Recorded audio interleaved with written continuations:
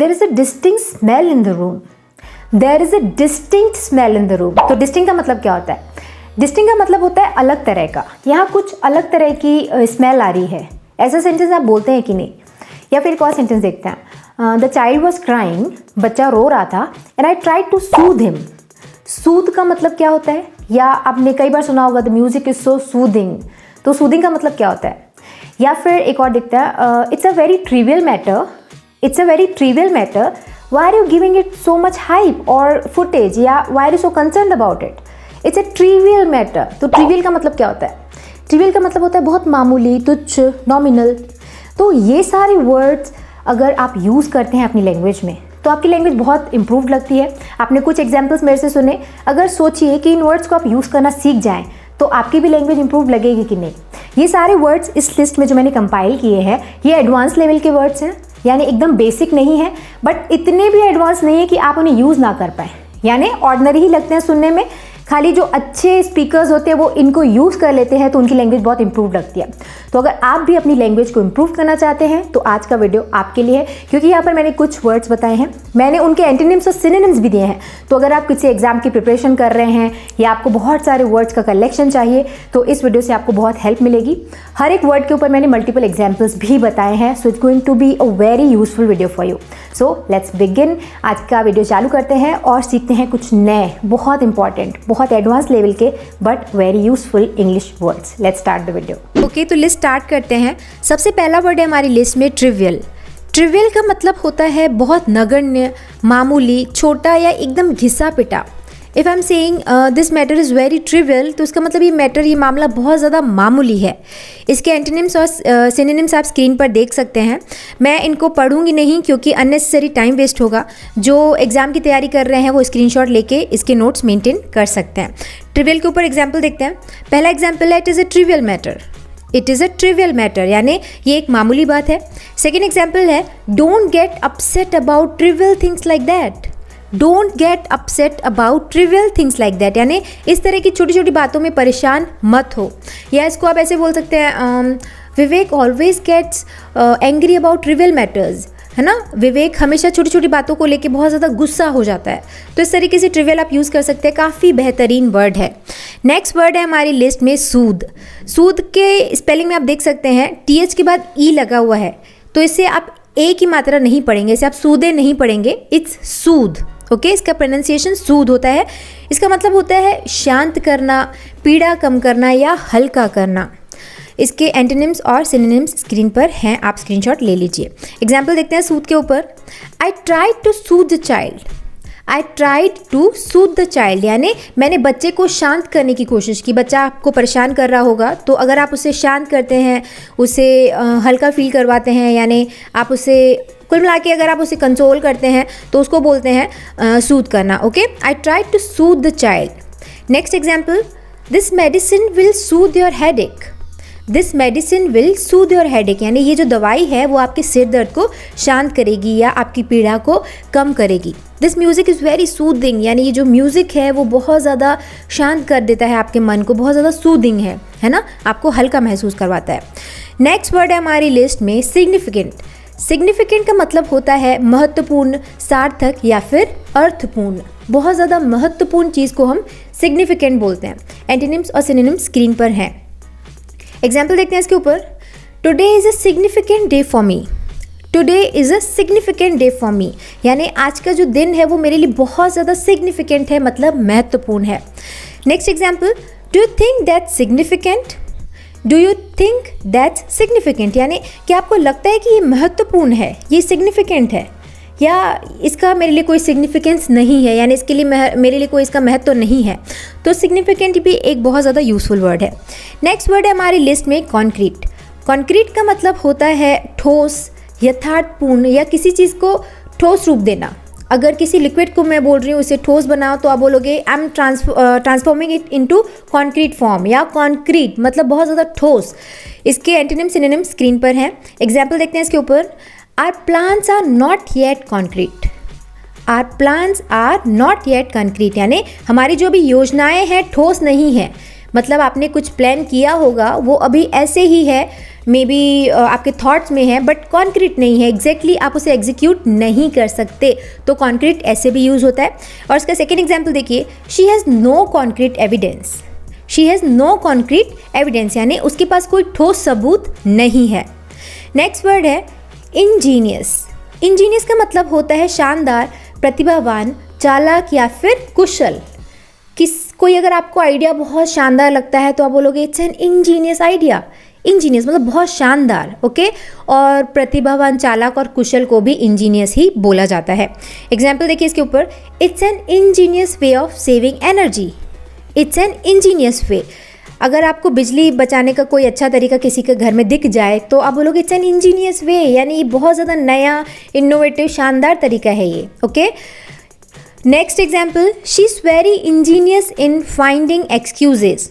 She is very Angénieux in finding excuses यानी वो बहाने खोजने में बहुत ही चालाक है, वो तुरंत आपको ऐसे बहाना बता देगी, आपको पता भी नहीं चलेगा। तो she is very Angénieux in finding excuses, और इन जनरल भी आप बोल सकते हो शी इज़ वेरी इंजीनियस यानी वो बहुत ज़्यादा चालाक या चतुर है। तो अगला वर्ड है हमारा इनकंसिडरेट। इनकंसिडरेट का मतलब होता है बहुत ज़्यादा अविवेकी, लापरवाह, ऐसा इंसान जिसे दूसरों की परवाह ना हो या बेलिहाज, जिसमें बहुत ज़्यादा शर्म ना हो यानी दूसरों की चिंता ना करता हो, उसे हम इनकंसिडरेट बोलते हैं। आई गेस ये नया वर्ड है, अगर नया है तो नीचे कमेंट सेक्शन में ज़रूर मेंशन करिएगा, ओके। एनीवेज के एंटोनिम्स और सिनोनिम्स आप स्क्रीन पर देख सकते हैं, आप चाहें तो इसका स्क्रीनशॉट ले लीजिए। इनकंसिडरेट के ऊपर एग्जाम्पल देखिए, पहला example, he is inconsiderate to his family. He is inconsiderate to his family यानी वो अपने परिवार के प्रति लापरवाह है, यानी उसे अपने परिवार के लोगों की चिंता नहीं है।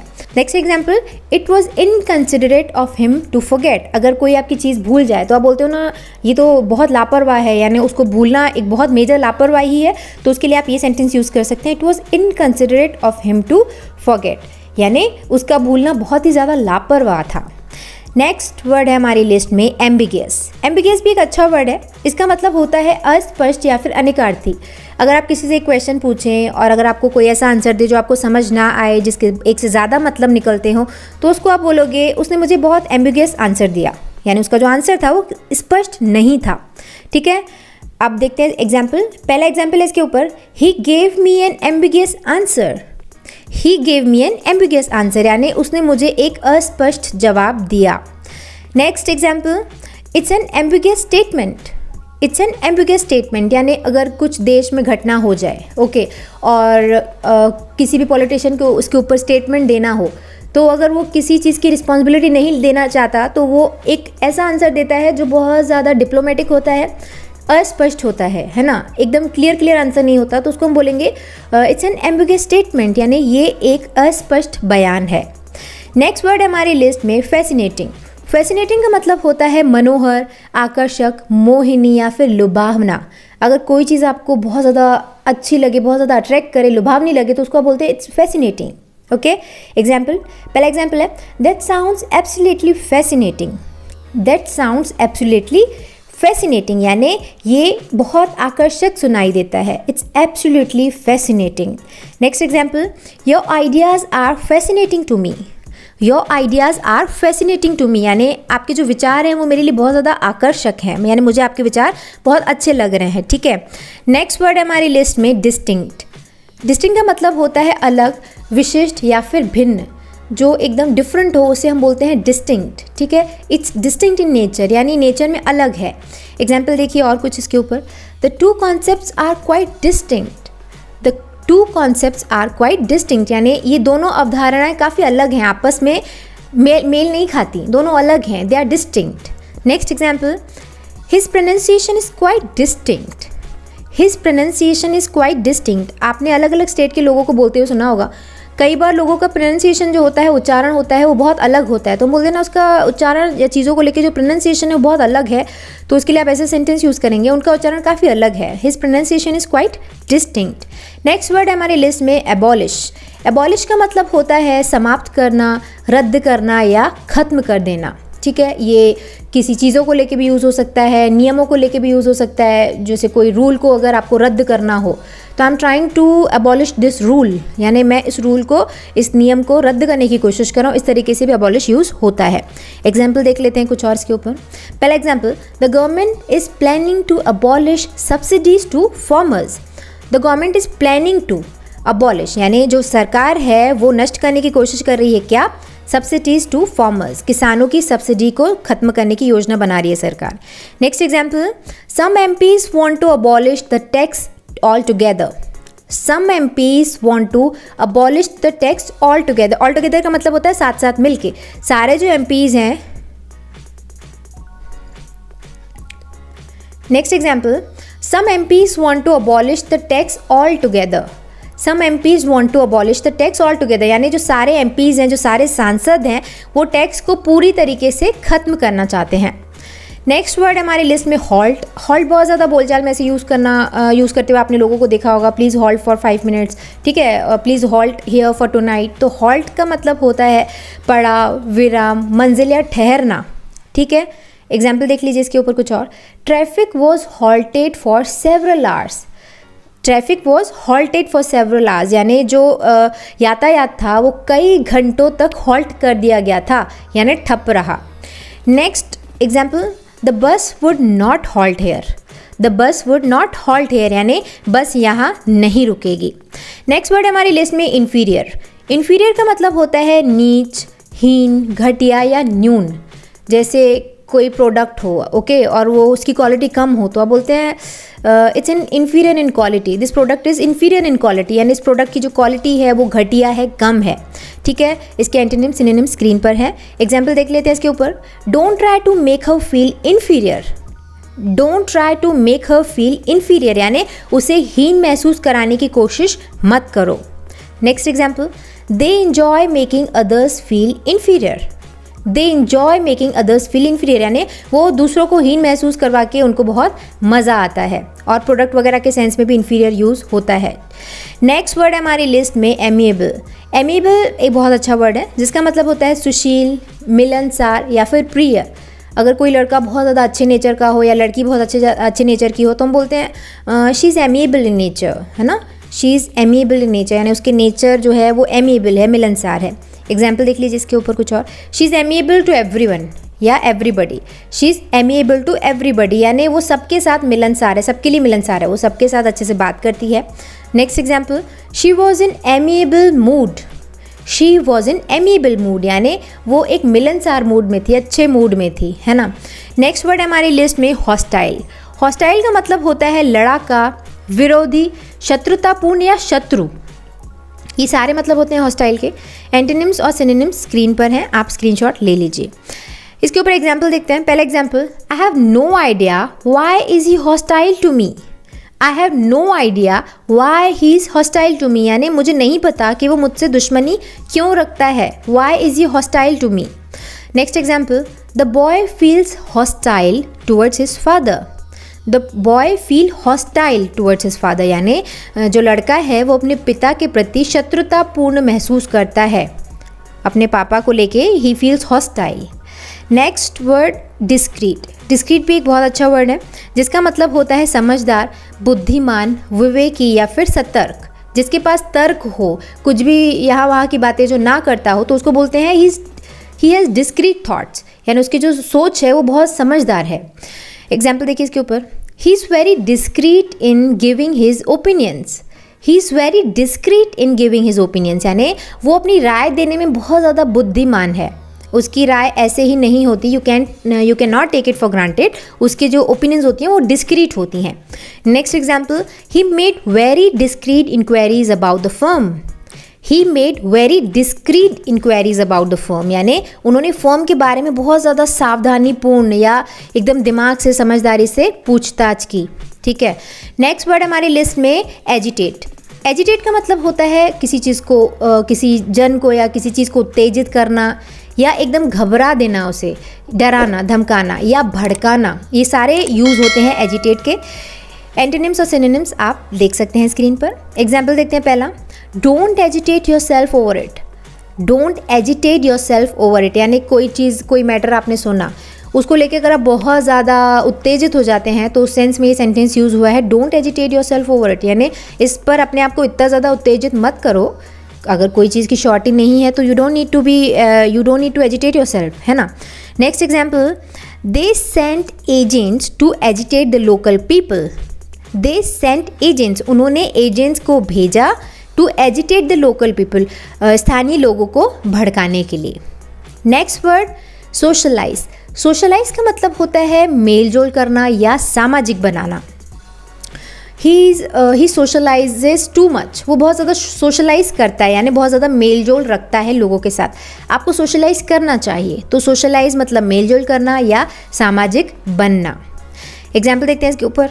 She doesn't like to socialise, she does not like to socialise, यानी उसे मेल जोल करना पसंद नहीं है। कई लोग रिजर्व होते हैं नेचर में, तो वो सोशलाइज ज़्यादा नहीं करते, तो सोशलाइज का मतलब होता है मेल जोल करना, सामाजिक बनना। Next example, I am here to work not socialise, I am here to work, मैं यहाँ काम करने के लिए हूँ, ना कि मेल जोल करने के लिए।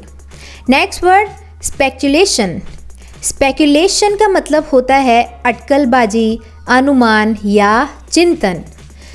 आपको अभी पूरा मैटर पता ही नहीं है, अगर आप उसको लेके कुछ अनुमान लगाएं कि मुझे लगता है ऐसा ऐसा हुआ होगा, तो उसको बोलते हैं speculation. When you are not sure about something and you are just guessing it randomly, तो इट्स कॉल्ड स्पेकुलेशन। ओके, इसके ऊपर एग्जाम्पल देख लेते हैं।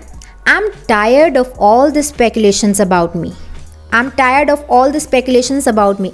यूजुअली जो बड़े बड़े स्टार्स होते हैं, तो उनके बारे में बहुत सारी चीज़ें ऐसे छपती रहती हैं which is not actually true, पर वो लोग अनुमान लगाते रहते हैं, तो इस तरीके के सेंटेंसेस वो यूज़ कर सकते हैं। I am tired of such speculations about मी, मैं अपने बारे में इस तरह के सभी अनुमानों से थक चुका हूँ।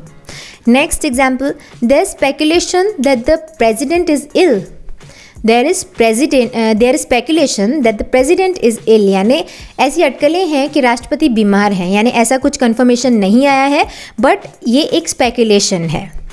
नेक्स्ट वर्ड है लीनियंट। लीनियंट भी बहुत ज़्यादा यूज़ होता है, यूज़फुल वर्ड है, बहुत यूज़ होता है डेली लाइफ में। इसका मतलब होता है उदार, मृदु या फिर नरम।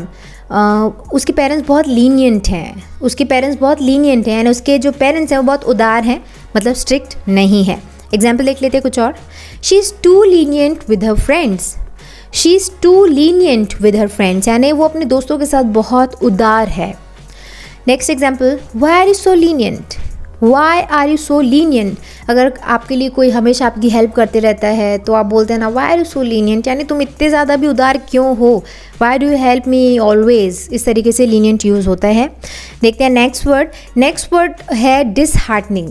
डिसहार्टनिंग का मतलब होता है एकदम निराशाजनक, जो चीज़ आपके दिल को तोड़ दे उसको हम बोलेंगे इट्स डिसहार्टनिंग टू मी या disheartening to hear that. Antonyms और सिनोनिम्स हैं स्क्रीन पर। एग्जाम्पल देखते हैं। पहला example, it was a disheartening circumstance, it was a disheartening circumstance, यानी ये एक निराशाजनक स्थिति थी। Next example, it's disheartening to see the progress you have made, it's disheartening to see, यानी ये बहुत दुखदायक है देखना the progress you have made, जो तुमने उन्नति की है, जो प्रगति की है, उसको देखकर मैं बहुत ज़्यादा निराश हूँ, ये बहुत ज़्यादा निराशाजनक है। ओके, सो यहाँ पर हमारे वर्ड्स की लिस्ट ओवर होती है। आई होप आपने इस लिस्ट से बहुत कुछ सीखा होगा।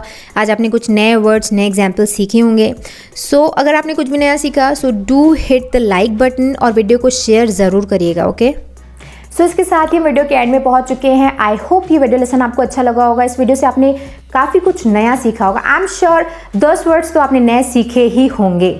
अगर ऐसा है तो वीडियो को लाइक करना तो बनता है, राइट। और अगर आप चाहते हैं कि ऐसे वीडियोस में और लाते रहूं, तो वीडियो को लाइक करिएगा और शेयर भी करिएगा, ताकि इसका रीच बढ़े, मुझे पता चले कि आपका इस पर पॉजिटिव रिस्पॉन्स है और मैं इस पर और काम करूं। एंड कौन सा वर्ड आपने नया सीखा वो मुझे नीचे कमेंट सेक्शन में लिखकर बताइएगा। एंड अगर आप पहली बार चैनल पर आए हैं और आप ऐसे वीडियोज़ देखते रहना चाहते हैं, तो इन्फॉर्मेशन सेंटर को सब्सक्राइब करना मत भूलिएगा। On that note, I am signing off. मिलते हैं हमारे अगली वीडियो में एक और नए टॉपिक के साथ। See in the next video. Bye bye, thanks for watching. We'll be right back.